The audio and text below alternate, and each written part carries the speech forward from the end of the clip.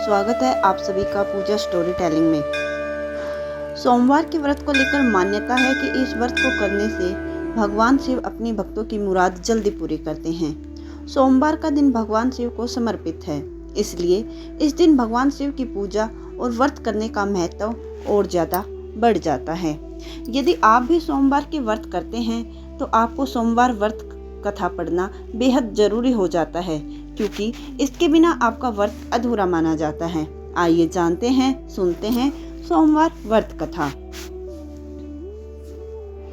पौराणिक मान्यता अनुसार भगवान शंकर को प्रसन्न करने के लिए किसी भी तरह के खास विशेष पूजन की आवश्यकता नहीं होती, क्योंकि कहा जाता है कि वह तो भोले हैं और भक्त के मन से की गई क्षणिक मात्र की भक्ति से ही वो प्रसन्न हो जाते हैं। अगर आप भी शिव की भक्ति और कृपा पाने के लिए सावन के सोमवार का व्रत करते हैं या अन्य सोमवार का व्रत करते हैं तो इस कथा से भोलेनाथ को प्रसन्न कर सकते हैं।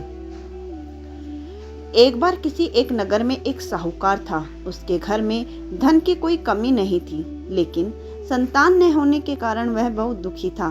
संतान प्राप्ति के लिए वह हर सोमवार को व्रत रखता था और पूरी श्रद्धा के साथ शिव मंदिर जाकर भगवान शिव और माता पार्वती की पूजा करता था। उसकी भक्ति देखकर एक दिन माँ पार्वती प्रसन्न होकर भगवान शिव से साहूकार की मनोकामना पूर्ण करने का निवेदन किया। पार्वती जी के आग्रह पर भगवान शिव ने कहा कि हे पार्वती, इस संसार में हर प्राणी को उसके कर्मों का फल मिलता है और जिसके भाग्य में जो हो उसे भोगना ही पड़ता है। लेकिन पार्वती जी ने साहूकार की भक्ति देखकर उसकी मनोकामना पूर्ण करने की इच्छा व्यक्त की। माता पार्वती के आग्रह पर शिवजी ने साहूकार को पुत्र प्राप्ति का वरदान तो दिया, लेकिन उसे बताया गया कि ये बालक 12 वर्ष तक ही जीवित रहेगा। माता पार्वती और भगवान शिव की बातचीत को साहूकार सुन रहा था, इसलिए उसे ना तो इस बात की खुशी थी और ना ही दुखी। वह पहले ही की भांति शिव जी की पूजा करता रहा। कुछ समय के बाद साहूकार की पत्नी ने एक सुंदर से पुत्र को जन्म दिया। जब वह बालक 11 वर्ष का हुआ तो उसे पढ़ने के लिए काशी भेज दिया गया। साहूकार ने पुत्र के मामा को बुलाकर उसे बहुत सारा धन देते हुए कहा कि तुम इस बालक को काशी विद्या प्राप्ति के लिए ले जाओ। तुम लोग रास्ते में यज्ञ कराते जाना और ब्राह्मणों को भोजन दक्षिणा देते हुए जाना। दोनों मामा भांजे इसी तरह यज्ञ कराते और ब्राह्मणों को दान दक्षिणा देते काशी नगरी निकल पड़े। इस दौरान रात में एक नगर पड़ा, जहां नगर के राजा की कन्या का विवाह था, लेकिन जिस राजकुमार से उसका विवाह होने वाला था वह एक आंख से काना था। राजकुमार के पिता ने अपने पुत्र के काना होने की बात को छिपाने की सोचा। उसने सोचा कि क्यों ना साहूकार के पुत्र को दूल्हा बनाकर राजकुमारी से विवाह करा दिया जाए। विवाह के बाद इसको बहुत सारा धन देकर विदा कर दूंगा और राजकुमारी को अपने नगर ले जाऊंगा। लड़के को दूल्हे के वस्त्र पहनाकर राजकुमारी से विवाह करवा दिया गया। साहूकार का पुत्र ईमानदार था, उसे यह बात सही नहीं लगी, इसलिए उसने अवसर पाकर राजकुमारी के दुपट्टे पर लिखा कि तुम्हारा विवाह तो मेरे साथ हुआ है, लेकिन जिस राजकुमार के संग तुम्हें भेजा जाएगा वह एक आंख से काना है। मैं तो काशी पढ़ने जा रहा हूँ।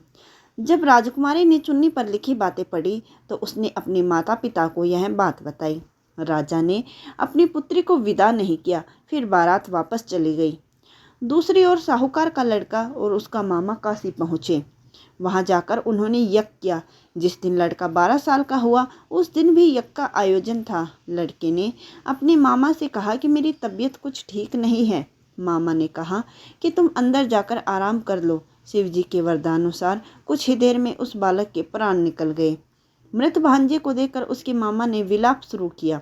संयोगवश उसी समय शिवजी और माता पार्वती उधर से जा रहे थे।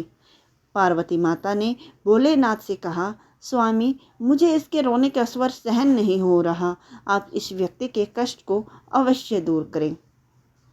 अब शिवजी मृत बालक के पास गए तो बोले कि यह उसी साहूकार का पुत्र है जिसे मैंने 12 वर्ष की आयु का वरदान दिया था। अब इसकी आयु पूरी हो चुकी है, लेकिन मातृ भाव से विभोर माता पार्वती ने कहा कि हे महादेव, आप इस बालक और आयु देने की कृपा करें, अन्यथा इसके वियोग में इसके माता पिता भी तड़प तड़प कर मर जाएंगे। माता पार्वती के पुनः आग्रह पर भगवान शिव ने उस लड़के को जीवित होने का वरदान दिया। शिव जी की कृपा से वह लड़का जीवित हो गया। शिक्षा पूरी करके लड़का मामा के साथ अपने नगर की ओर वापस चल दिया। दोनों चलते हुए उसी नगर में भी उन्होंने यज्ञ का आयोजन किया। उस लड़के के ससुर ने उसे पहचान लिया और महल में ले जाकर उसकी खातिरदारी की और अपनी पुत्री को विदा किया। इधर साहूकार और उसकी पत्नी भूखे प्यासे रहकर बेटे की प्रतीक्षा कर रहे थे। उन्होंने प्रण कर रखा था कि यदि उन्हें अपने बेटे की मृत्यु का समाचार मिला तो वो भी प्राण त्याग देंगे, परंतु अपने बेटे के जीवित होने का समाचार पाकर वह बेहद प्रसन्न हुए। उसी रात भगवान शिव ने साहूकार के स्वप्न में आकर कहा, हे श्रेष्ठी, मैंने तेरे सोमवार के व्रत करने और व्रत कथा सुनने से प्रसन्न होकर तेरे पुत्र को लंबी आयु प्रदान की है। इसी प्रकार कोई सोमवार करता है या कथा सुनता है और पढ़ता है, उसे सभी दुख दूर होते हैं और सभी मनोकामनाएं पूर्ण होती हैं।